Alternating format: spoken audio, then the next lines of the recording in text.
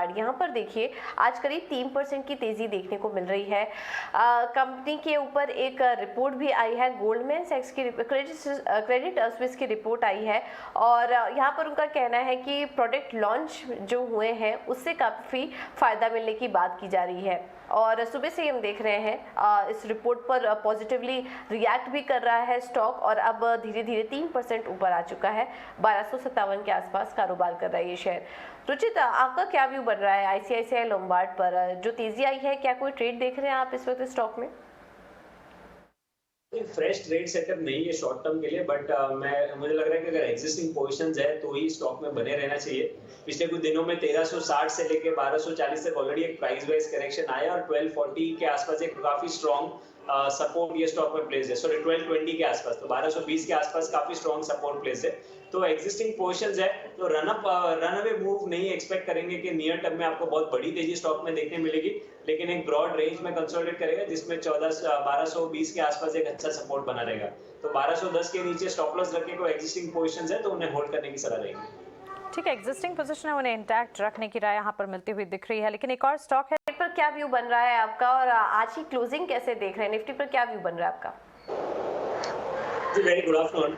Well in fact हम पिछले कुछ दिनों का अगर मूव देखें तो पिछले हफ्ते को मंगलवार में हमने एक बहुत बड़ा मूव देखा था मार्केट में, जब लगभग 400-410 पॉइंट की तेजी के साथ में मार्केट ऊपर क्लोज हुआ था।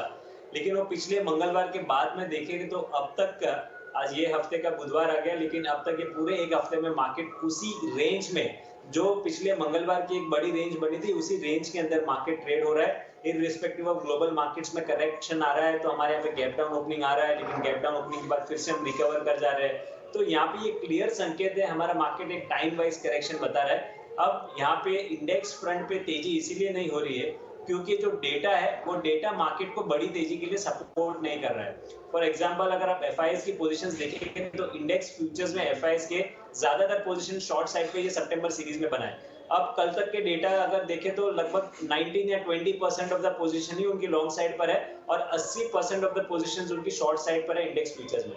सेकेंडली डॉलर इंडेक्स जिसमें हम अच्छी तेजी देख रहे हैं, तो डॉलर इंडेक्स में जब जब बड़ी तेजी होती है तो हमारा मार्केट से रिलेटिवली अंडर परफॉर्म करता है या करेक्शन देता है क्योंकि हम उससे इनवर्सली कोरिलेटेड है। तो डॉलर इंडेक्स की तेजी हमारे मार्केट को एक दूसरा फैक्टर है जहां इसीलिए ऊपर जाने नहीं दे रहे। लेकिन अगर आप मार्केट ब्रेथ देखेंगे तो ये पूरे साइडवेज कंसोलिडेशन में मार्केट ब्रेथ पॉजिटिव रहा है। तो ये क्लियर इंडिकेशन है कि हमारा मार्केट पे करेक्टिव फेज में है 18,000 के हाई के बाद, लेकिन इस बार जो करेक्शन हो रहा है वो टाइम वाइज करेक्शन हो रहा है, प्राइस वाइज करेक्शन नहीं हो रहा है। सो इंडेक्स हमें लग रहा है कि दायरे में बना रहेगा 17,500 17,400 ये इमीडिएट अच्छा सपोर्ट रेंज है मार्केट के लिए। जब तक ये सपोर्ट रेंज नहीं टूटता है तब तक कोई बड़ा प्राइस वाइज करेक्शन नहीं आएगा और ऊपर 17,800 जहां पे कॉल राइटर्स वगैरह एक्टिव है वो एक रेजिस्टेंस बना रहेगा।